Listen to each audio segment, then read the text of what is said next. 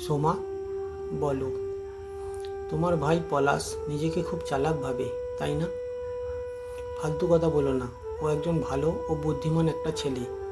ওকে, fine. তাহলে ওর বুদ্ধিমত্তার পরীক্ষা নিতে দোষ কোথায়? কি করার কথা ভাবছো? আমি বলি কি, আজ বিকেলে তুমি তোমাদের বাড়িতে চলে যাও, আর পলাশের সামনে এমন ভাব দেখাবে যেন আমার সাথে তোমার খুব ঝগড়া হয়েছে। ঝগড়া? হ্যাঁ। আর ও যদি এই ঝগড়ায় মধ্যস্থতা করতে চায় বা তোমাকে বুঝিয়ে শুনিয়ে ফেরত পাঠাতে চায়, তবে তুমি ওর কোনো কথাই শুনবে না। আমি না বলা পর্যন্ত ফিরেও আসবে না। ঠিক আছে।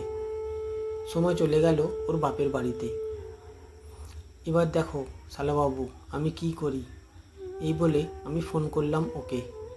পলাশ। হ্যাঁ জামাইবাবু, বলো। তোমার দিদি তো সামান্য কথায় রাগ করে চলে গেছে। তুমি কিছু একটা করো, ও যাতে বাড়ি ফিরে আসে। তুমি চিন্তা করো না জামাইবাবু, দিদি রাতেই ফিরে আসবে। পলাশের কথাই সত্যি হলো। সোমা রাত 8টার মধ্যেই বাড়িতে ফিরে এলো। আমি সোমাকে জিজ্ঞেস করলাম, তুমি ফিরে এলে যে? পলাশ তোমাকে কিছু বলেছে? তেমন বিশেষ কিছু না, শুধু বলেছে কোনো কারণ ছাড়া কেউ সুন্দর পাখিকে স্বেচ্ছায় খাঁচা থেকে ছেড়ে দেয় না। হ্যাঁ। হ্যাঁ। এখন আমাকে বলো, তুমি আমাকে আমাদের বাড়িতে পাঠিয়ে দিয়ে নিজে কী করার পরিকল্পনা করেছিলে?